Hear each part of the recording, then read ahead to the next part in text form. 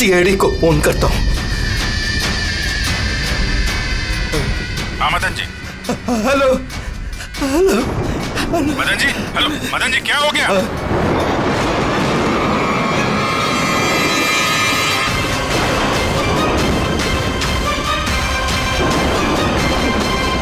नहीं नहीं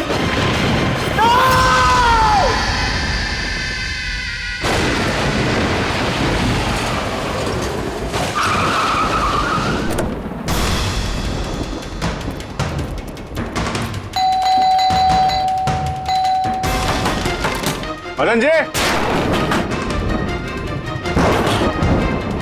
मदन जी, मदन जी, मदन जी,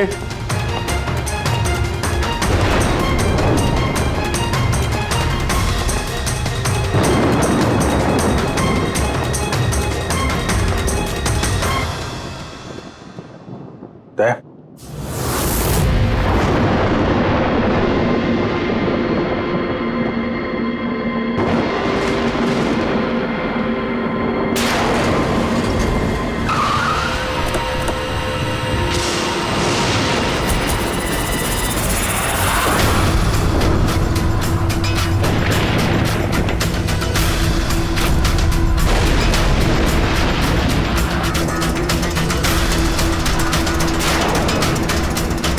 मदन जी, ए, कौन है?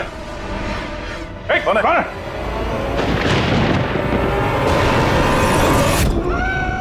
ये क्या?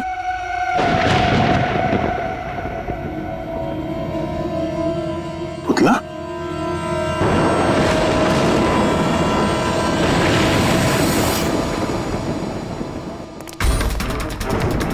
अभिजीत?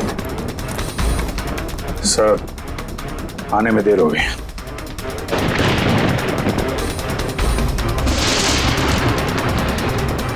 My God.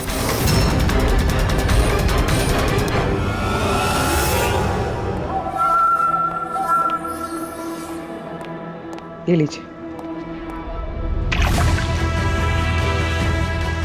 आराम से, आराम से।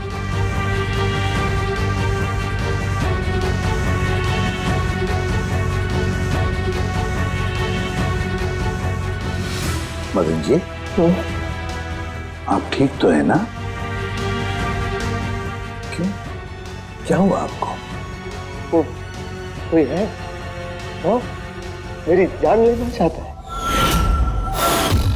कौन? वो हर वक्त मेरे आसपास ही रहते, मुझे कभी अकेला नहीं छोड़ते। शायद इस वक्त भी मुझे देख रहे, सुन रहे।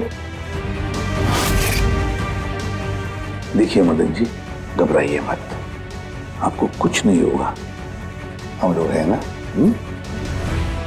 मदन जी, आप किसकी बात कर रहे हैं? कौन कौन आपके पीछे पड़ा हुआ है? पुतले, कठपुतली है।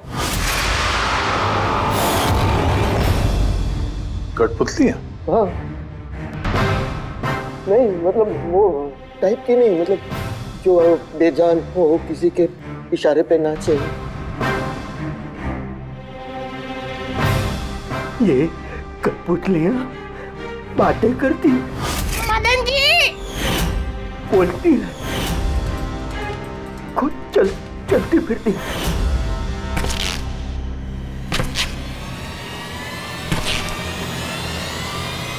मदन जी, ओ मदन जी। बातें करने वाली कठपुतलियां? हाँ, मैं जानता हूँ आपको मेरी बात का यकीन नहीं होगा, लेकिन बात ही है, किसी को नहीं होगा।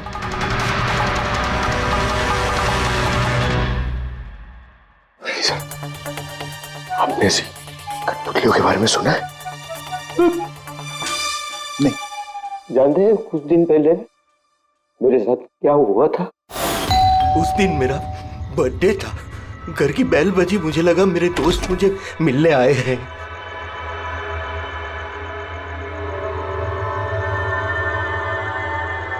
इतनी रात को किसने बेल बजाई होगी? कमाल है। मदन जी,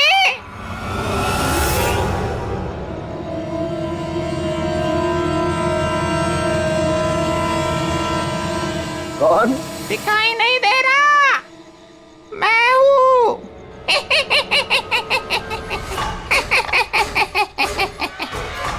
मैं ही हूँ, इतना हैरान होने की जरूरत नहीं। पता है यहाँ मैं क्यों आया हूँ? क्यों? तुम्हारी जान लेने। क्या? हाँ, तुझे जान से मारने। रवि, कविता, जल्दी यहाँ आओ। क्या हुआ भाई साहब? ये पुतला, ये इसने मुझे कहा कि ये मेरी जान ले लेगा। क्या? हाँ भाई साहब, ये बेजान पुतला है। हाँ, वही तो ये आपकी जान कैसे लेगा? भाई साहब, आप हमारे साथ मजाक कर रहे हैं क्या? हाँ, नहीं, कैसी बात कर रहे हो तुम रवि? है, मैं ऐसा बेहुदा मजाक क्यों करूंगा तुम लोग, और वो भी आज के दिन?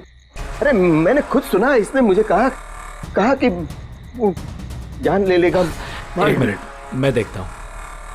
संभालना रवि। ये शांत।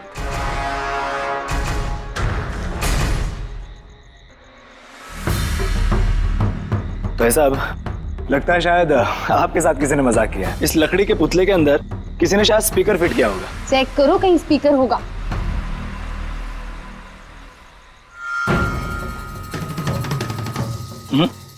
नहीं, इसमें तो कुछ भी नहीं है। अब कहाँ है वो पुतला? कैसे होगा? मैं उसी टाइम उसे तोड़ मोड़ के जला के खत्म कर दी। धमकी दी थी मुझे, उसे मैं कैसे ऐसे ही छोड़ देता? क्या आपने वाकई देखा था? हाँ, मैं मदन जी, हो सकता है आपको कोई सपना अपना आया। वही अकेला देखा मैं, और एक बार नहीं, ऐसा मेरे साथ थोड़े दिन बाद भी। मुझे लगता है कि मदन जी को मारने का सबसे अच्छा तरीका ये है कि उनके सीने में चाकू घोंप दिया जाए। उससे तो पूरा फर्श खून से गंदा हो जाएगा। सबसे बेस्ट तरीका है मदन जी को जहर दिया जाए। एक काम करते, क्यों ना उनका गला ही दबा दिया जाए? तो आप ही बता दीजिए मदन जी, आप कैसे मरना पसंद करेंगे?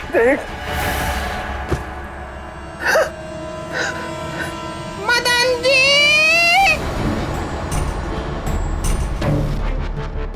कहाँ चले?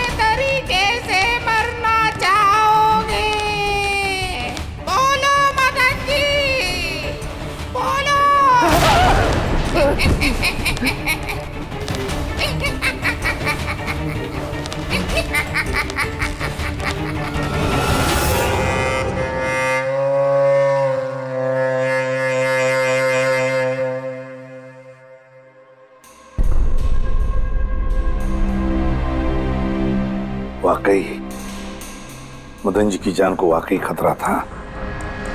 सही कह रहे थे, कोई वहम नहीं था। सर मतलब ये मदन जी का खून इस कठपुतली ने किया? क्या बकवास कर रहे हो यार, कठपुतली खून थोड़ी ना कर सकती है। तो फिर खून किसने किया होगा? उसी ने फ्रेडी, उसी ने जो कठपुतली का खेल खेलना जानता है। तो जब हम लोग यहाँ पर आए तब कठपुतली के हाथ में ये चाकू था। सारे सबूत तो इसी की तरफ इशारा कर रहे हैं। खून इसी ने किया है। भैया भैया प्लीज प्लीज, ये भैया को। सर इस पुतले ने खून नहीं किया। एक मिनट, आप लोग कौन हैं? सर मैं कविता हूँ, इनकी पत्नी, और ये मदन भैया हैं, इनके बड़े भाई, ये रवि हैं। तो आप लोग अब तक क्या कर रहे थे? कहाँ थे आप? सर आज हमारी मैरिज एनिवर्सरी है, इसलिए हम बाहर डिनर के लिए गए थे। हमने मदन भैया को भी कहा था साथ में आने के लिए, लेकिन उन्होंने मना कर दिया। और ये सब आप कह रही थी कि मदन जी का खून इस पुतले ने नहीं किया? हाँ सर, इस पुतले ने खून नहीं किया। आप जानती हैं खूनी को? मुझे पूरा यकीन है इनका खून शार्दुल ने किया है। वो इनसे बदला लेना चाहता था। ये शार्दुल है कौन?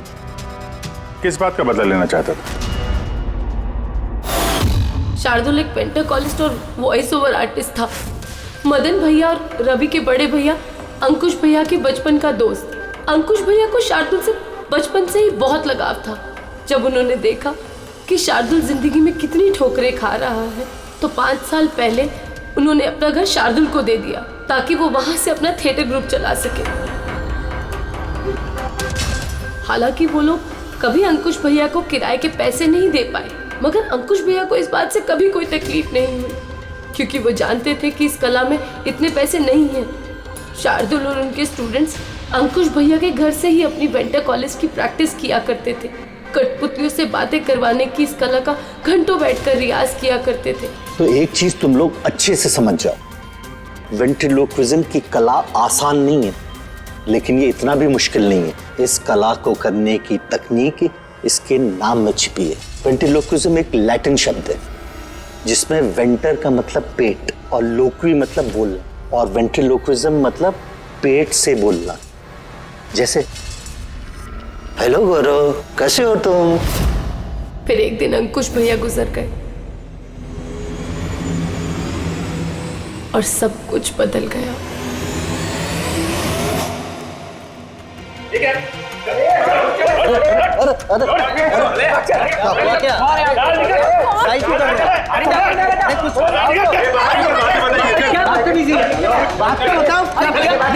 चाहिए क्या?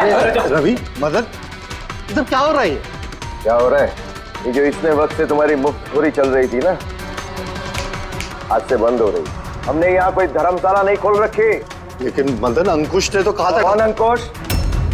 जो मर गया वो जिंदा नहीं है, दुनिया में नहीं है।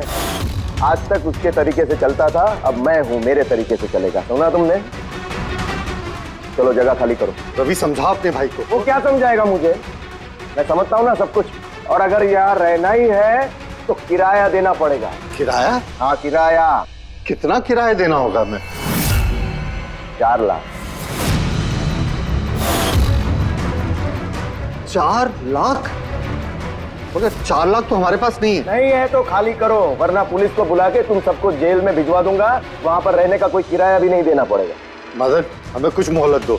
हम इतनी जल्दी कहाँ जाएंगे? मोहलत कुछ नहीं मिलेगी। बहुत सुन लिया मैंने, बहुत देख लिया तुम लोग का तमाशा। निकलो निकलो यहाँ से। अरे 1 मिनट, जब तक आज तक का तुम किराया मुझे नहीं देते, ये जो सामान तुम्हारा पड़ा है ना, और ये क्या है, कठपुतलियां, वो सब मेरे कब्जे में रहेगी। अगर तुम ये भी हमसे छीन लोगे तो हम तुम्हारा किराया कैसे चुकाएंगे? वो मैं नहीं जानता। सर ऐसा मत कीजिए सर, हम आपके सारे पैसे चुका देंगे सर, प्लीज। सर आपको ये सब बेजान कठपुतलियां लगती हैं, मगर हमारी जिंदगी बसी है इन सब में। ए भाई ट्रेजेडी किंग, ये सब तुम्हारा मेलोड्रामा है ना, मेरे अंकुश भाई के पास चलता है, मेरे सामने नहीं। और ये क्या? 4 लाख रुपया कमा के देगी। ये कठपुतलियां, अरे 4 लाख क्या, 4,400 रुपये भी कमा के नहीं दे सकती है। जानते हो क्यों? क्योंकि ये कला खत्म हो चुकी है, जीरो। ये तुम्हारे गुरु है ना, कौन, शार्दुल, उसकी तरह किसी काम की नहीं है। लूजर है, लूजर ये। चले निकल निकल।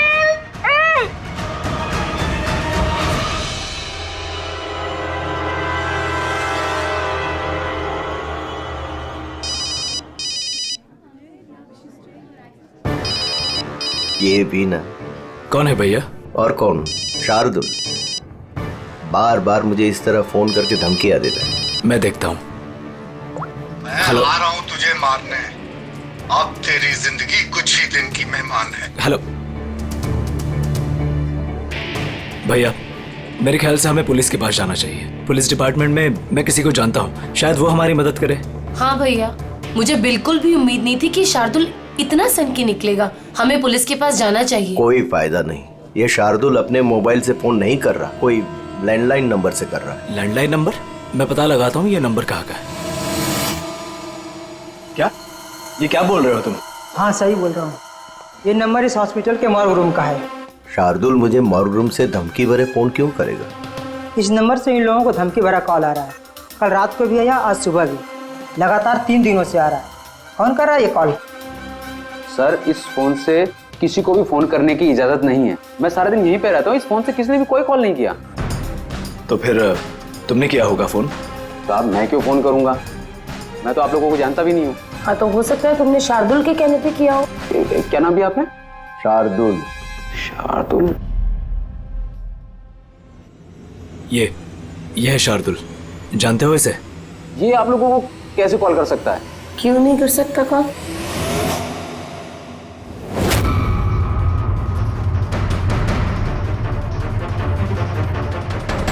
ये कैसा हो गया? शार्दुल 3 दिन पहले इनकी मौत हो चुकी है, तो फिर ये फोन कैसे कर सकते हैं? पर इनकी मौत हुई कैसे? इन्होंने शराब पी रखी थी, एक कार इनको उड़ा के चली गई, मौके पे इनकी मौत हो गई। अगर ये यहाँ मरा पड़ा है तो मुझे धमकी भरे फोन कौन करता था?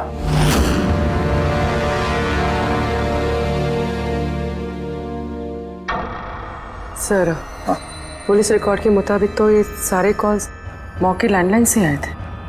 लेकिन मौ का फोन लाइन तो कोई इस्तेमाल कर ही नहीं रहा था। फिर ये सब कैसे? पूर्वी, अच्छी तरह से चेक करो, देखो चक्कर क्या है, मामला गड़बड़ है। सर, हाँ? इन्हें कुछ पता नहीं चलेगा। आप ऐसा क्यों कह रही हैं? क्योंकि सीआईडी जिंदा इंसानों को पकड़ सकती है, आत्माओं को नहीं। और मैं जानती हूँ ये सब शार्दुल की आत्मा ने किया है। देखिए, आत्मा जैसी कोई चीज नहीं होती है। पढ़ी लिखी होने के बाद भी आप ऐसी बातें कर रही हैं। आप भी तो पढ़े लिखे, आप ही बताइए ना, एक लाश मॉर्ग से फोन कैसे कर सकती है? कैसे मदन भैया से वो कठपुतलियां बात कर सकती है? सर, आपको ये सब नॉर्मल लग रहा है? आप लोगों ने भी ऐसा कुछ अनुभव किया जैसे मदन जी ने किया था? जी सर। नहीं, हट जाओ, आज मैं तुम्हें छोड़ूंगा नहीं। बहुत परेशान किया है तुम लोगों ने मुझे, मार डालूंगा मैं, आज तुमको छोड़ूगा नहीं। भैया हट जाओ। नहीं भैया क्या हुआ? क्या बताना? अरे भैया, ये क्या कर रहे हैं भैया? भैया कठपुतलियां हैं, दूर रहना। कठपुतलियां? हाँ, मारने आई है मुझे, मैंने कहा था ना। भैया एक बात तो सुनिए। क्या कर रहे हैं आप? रवि, ये आवाज ऊपर से आ रही है। हाँ, लेकिन ऊपर तो कुछ भी नहीं है, बस स्टोर रूम है और एक बंद पड़ा हुआ कमरा है। Store room? हाँ, उस स्टोर रूम में तो मैंने सारी कठपुतलियां बड़े से बक्से में ताला लगा के बंद करके रखी है। कठपुतलियां? क्या वो सारी बाहर आ गई? कैसे? क्या?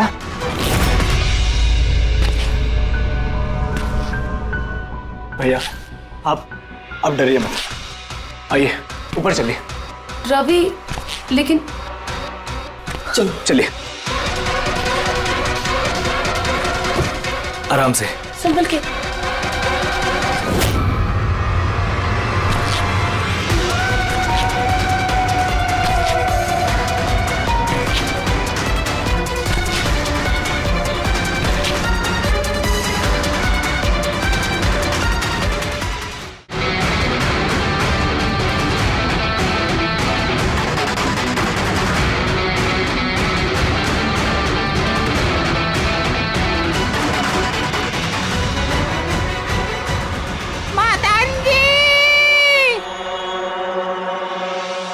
भाई साहब, आवाज इस कमरे से आ रही है। आइए।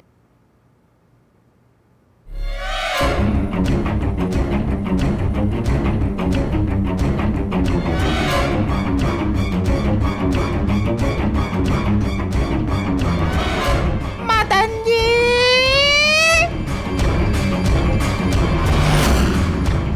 मदन जी, कैसा लगा मुझे मिलके? सोचा मारने से पहले मिल तो लूं। मैंने कहा था बातें करते हैं। सर, मदन भाई साहब ने सभी कठपुतलियों को बक्से में बंद करके रखा था, लेकिन पता नहीं ये कठपुतलियां कहां से बाहर आ रही हैं। हमें वो बक्सा भी देखना है और वो कमरा भी जहां पर लोगों ने वो कठपुतली देखी थी। कहाँ है? सर, दोनों कमरे ऊपर ही है सर। चलिए दिखाइए। आइए सर।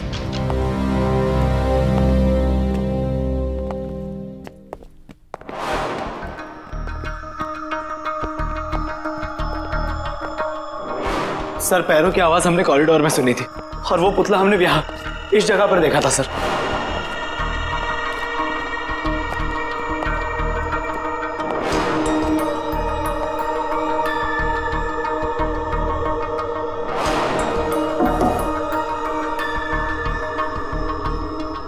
ये कमरा एकदम खाली क्यों है?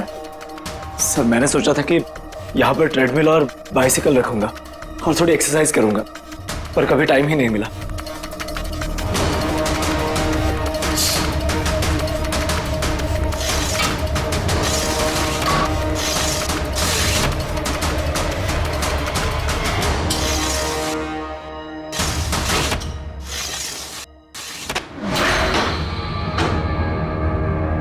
सर, ये तो बंद ही नहीं हो रहा।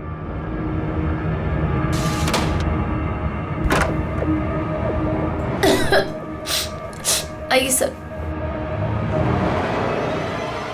सर, यही वो पेटियां हैं जिनमें कठपुतलियां बंद थी। इसे लाइट ऑन करना। जी।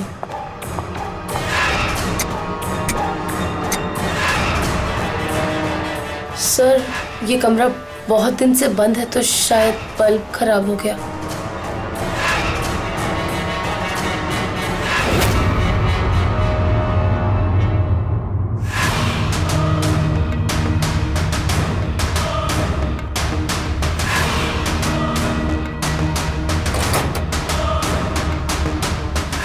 सर, सारे पेटियों पे ताला लगा है।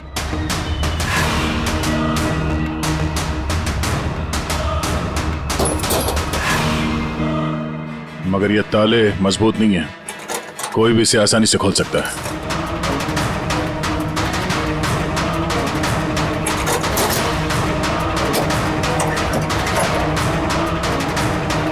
इतने सारे पुतले,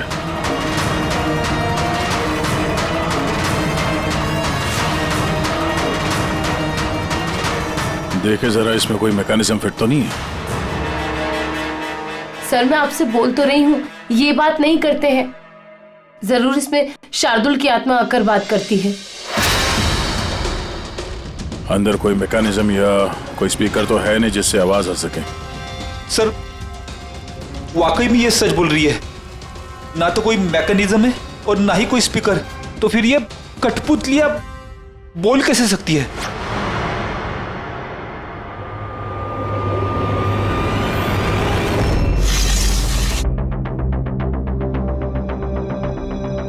लॉक खराब है? लॉक खराब है सर। यहाँ से तो कोई भी आसानी से अंदर आ सकता है। सीढ़ी वीढ़ी लगाए या बाइक वाइक लगाए तो भी आसानी से ऊपर आ सकते हैं। और जो भी कोई आसानी से इस कमरे में आ सकता है वो बक्से में बंद पड़े कठपुतलियों को उठाकर बाहर ले जाकर कहीं भी रख सकता है, जैसे यहाँ रखा था तुम लोगों को डराने के लिए। सर, मतलब कोई आत्मा नहीं है? अरे छोड़ो आत्मा, आत्मा कभी होती ही नहीं है। ये तो वही हो सकता है जिस घर का चप्पा चप्पा जानता है, चप्पा चप्पा जानता है। और तो और कठपुतलियों के बारे में भी अच्छी मालूमात रखता है। और ये हो सकते हैं शार्दुल के स्टूडेंट्स। शार्दुल के स्टूडेंट्स पता लगाना पड़ेगा ये शार्दुल की स्टूडेंट्स इस वक्त है कहां और कर क्या रहे हैं। हाय, मेरा नाम है फ्रीडा। मेरा नाम दीपेश। मेरा नाम है तरल। और मेरा नाम है लोचन।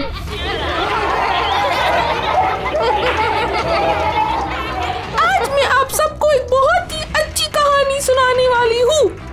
नहीं, हमेशा तुम ही क्यों सुनाओगी कहानी? अरे तो इसमें अर्जी क्या है? हाँ, फ्रीडा, तुम्हें हमेशा सबसे अच्छा रोल चाहिए होता है।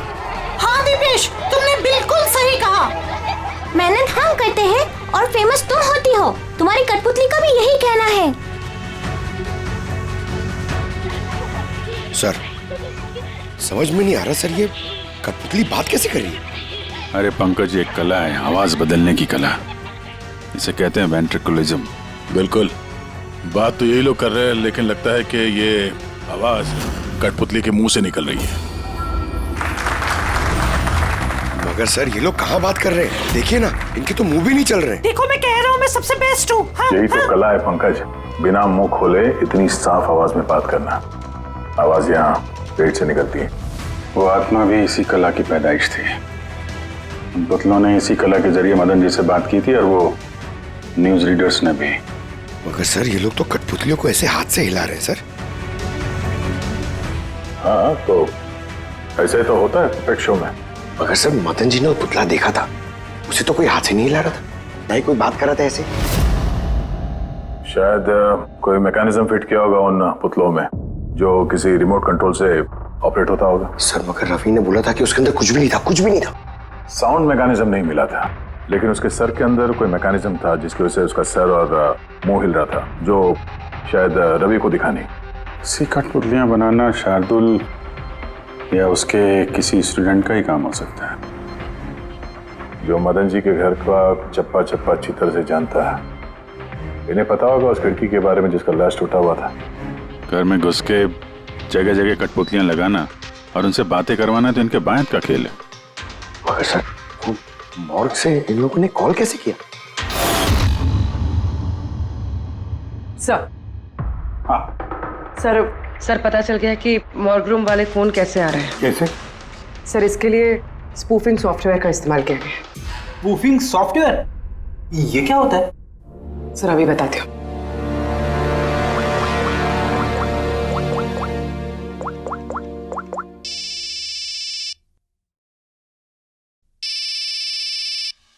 अरे यार, मेरी वाइफ को भी अभी फोन करना था। सर, मैं बिजली का बिल भरना फिर से भूल गया हूँ। शायद बिजली कट गई होगी। डांटने के लिए मुझे फोन किया होगा। फोन उठाऊं क्या? ले लो, जाओ जल्दी बात करो। हेलो, हाँ, मैं घर आने से पहले बिजली का बिल भर दूंगा। क्या फ्रेडी सर,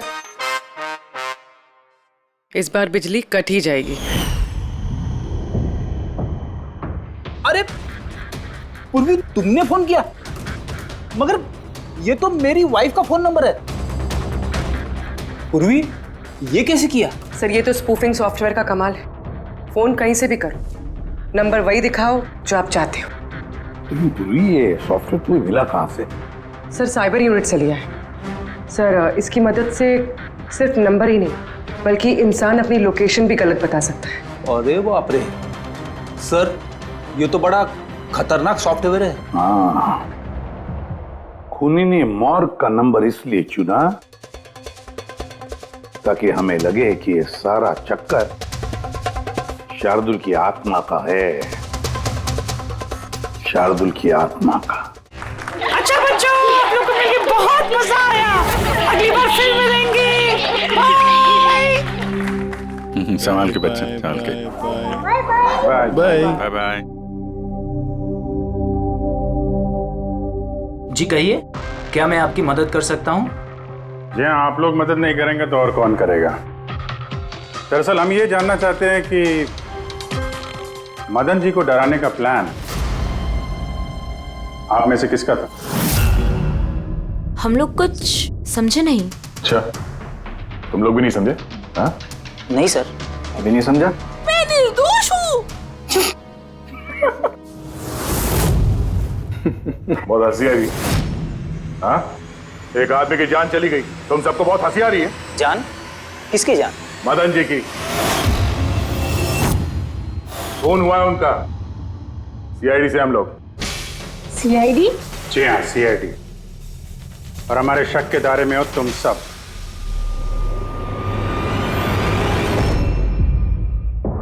कल तुम लोग कहाँ थे? मैं कल अपनी दोस्त सलोनी के घर पे था सर। आप उसके घर वालों से पूछ सकते हैं। और तुम कहाँ थे? सर मेरा मतलब लोचन और मैं एक शो के लिए गए थे पुणे। आज सुबह ही लौटे हैं हम। पुणे? कैसे गए थे पुणे? रेडियो कैब से। आई हैव द इंफॉर्मेशन, आप चेक कर सकते हैं। ये लीजिए। क्या हुआ? बहुत पसीने छूट रहे हैं तुमको? हाँ? तुम कहाँ थे कल रात? सर वो मैं बताता हूँ। तुम कल रात मदन के घर में थे या नहीं? हाँ मैं वहां, लेकिन मैंने किसी को नहीं मारा। क्या करने गया था फिर वहां? हाँ? सर हम तो बस मदन को सबक सिखाना चाहते थे। जो कुछ उसने शार्दुल सर के साथ किया वो बहुत गलत किया। और हाँ, आज अगर शार्दुल सर हमारे बीच नहीं है तो वो सिर्फ एक इंसान के कारण, वो है मदन। उनके कारण ही उन्होंने दारू पीना चालू किया और वक्त से पहले गुजर गए। तो तुम लोगों ने सोचा खून के बदले खून? नहीं सर, हम बस डराना चाहते थे। गौरव का प्लान था ये।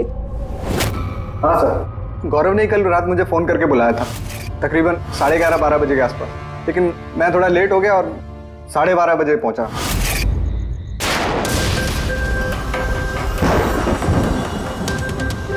आज तो वैसे ही बहुत लेट हो गया, मार ही डालेगा गौरव मुझे।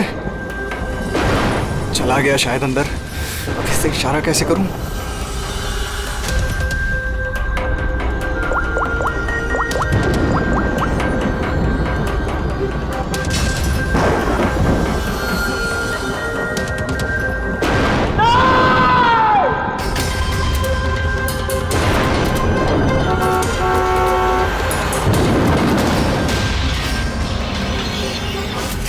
गड़बड़ तो हुई ना? मदन जी का खून हुआ रात में। सर मेरा इस खून से कोई लेना देना नहीं है। और गौरव का? सर ये तो गौरव ही बता सकता है ना। ठीक है, बुलाओ गौरव को। कहाँ है वो? गौरव तो फिलहाल गोवा में। गोवा? गोवा किस लिए? सर ये पता नहीं। उसको बचाने की कोशिश मत करना, वरना खुद बच जाओगे, समझे? नहीं सर, ऐसी बात नहीं है। कल रात को जब मैंने उसे फोन किया तो उसका फोन बंद आ रहा था। आज सुबह उसका मैसेज आया मेरे पास। मैसेज? इधर सर। कल रात कुछ ऐसा हुआ जो नहीं होना चाहिए था। मैं गोवा पहुंच गया हूँ कुछ दिन छुपने के लिए। लेकिन ये गोवा पहुंचा कब और कैसे? जब हम लोग क्राइम सीन पे पहुंचे तो वो वहां पे था नहीं। हाँ, अगर हम मान भी ले कि जब हम लोग वहां पर पहुंचे उससे ठीक पहले वो वहां से निकला था, तो वो गोवा कैसे पहुंच सकता है? खून हुआ रात के 1 बजे, उसके बाद हम लोग वहां पहुंचे और रात को कोई फ्लाइट तो है नहीं गोवा जाने वाली। सर अगर फ्लाइट से नहीं और बस से या फिर गाड़ी से गया हो तो? नहीं पंकज, ड्राइव करके गोवा पहुंचने में कम से कम 12 घंटे लगते हैं और ये मैसेज आया है सुबह 9 बजे। मतलब गोवा पहुंचने से पहले ही उसने मैसेज कर दिया कि वो गोवा पहुंच चुका है। पंकज जरा पता करो गौरव के मोबाइल की लास्ट लोकेशन क्या थी। नंबर देना गौरव का। ओके जी, थैंक यू। सर गौरव का आखिरी लोकेशन मदन जी का बंगलो ही था और कल रात 11:30 बजे उसका फोन बंद हुआ। 11:30? Hello, thank you sir. Gaurav Kumar नाम का कोई भी आदमी गोवा के किसी भी फ्लाइट में नहीं था, ना आज सुबह ना कल रात को।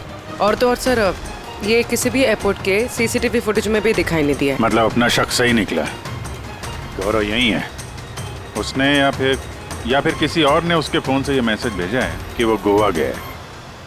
लेकिन सर कोई ऐसा करेगा क्यों? वो तो अभी पता नहीं है फ्रेडी, लेकिन एक बात समझ में नहीं आ रही। गौरव जी को मदन जी को मारना था तो वो कभी भी मार सकता था, ये डराने का ड्रामा क्यों? ये चारों लोग मिलकर ये जो कठपुतली का गेम खेल रहे थे, और तो और जब उसने मदन जी को मारा तो इसके बारे में अपने दोस्तों को बताया भी नहीं। यहाँ पे कुछ पेच है। इसका एक ही मतलब है बॉस, या तो गौरव को हड़बड़ी में मदन जी को मारना पड़ा जब वो पकड़ा गया, या फिर गौरव नहीं, कोई और ही है। सर अगर खूनी कोई और है तो फिर ये गौरव कहाँ है? हो सकता है खूनी ने गौरव को मार के उसे गायब कर दिया और हमारे सामने ऐसे सबूत डाल दिए जिससे हमें ये लगे कि वो हमसे छुप रहा है, गोवा में है वो।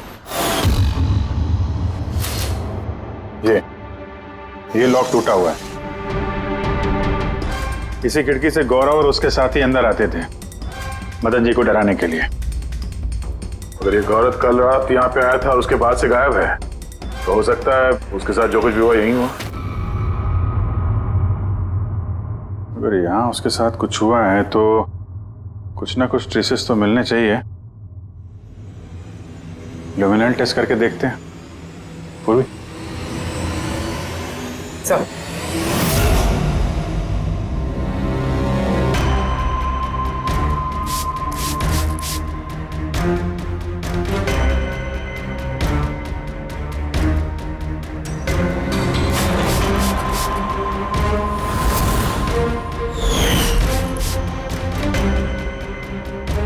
आपका शक सही था, यहाँ पर तो खून है।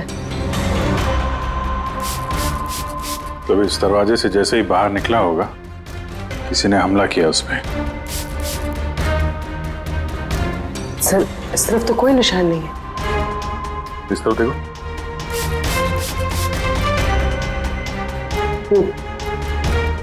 आगे देखो।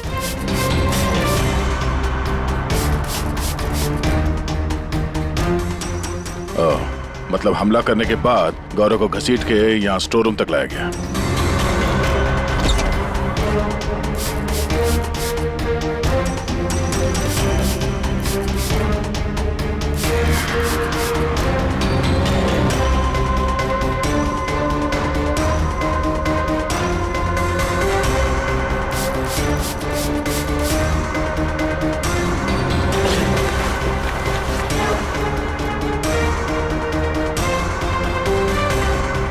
सर खून की बूंदें तो यहाँ तक है, मतलब गौरव को यहीं पर।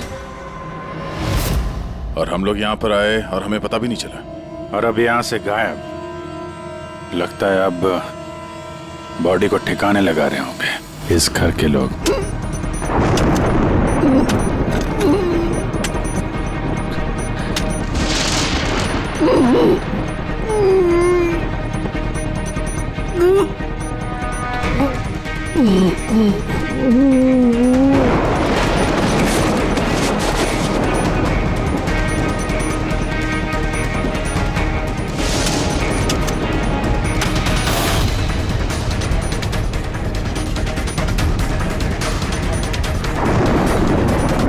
सीआईडी। अरे गोया लग जाएगी, भागेगा। हट।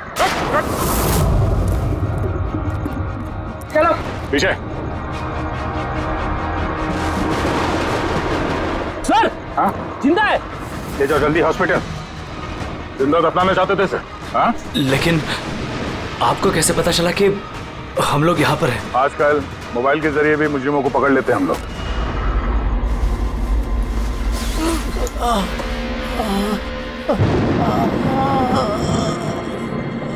चल कमान लेके जाओ जल्दी। आजा।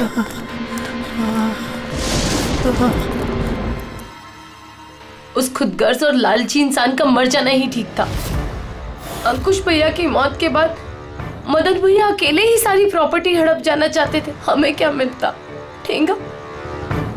हमने ये प्लान तब बनाया जब घर में वो कठपुतलियों वाले हादसे होना शुरू हुए। हम जानते थे सर कि कोई आत्मा वात्मा का चक्कर नहीं है, इसीलिए हम एक रात जागे ताकि इस कठपुतली के राज से पर्दाफाश कर सके। और फिर तुम लोगों ने गौरव को पकड़ लिया। हाँ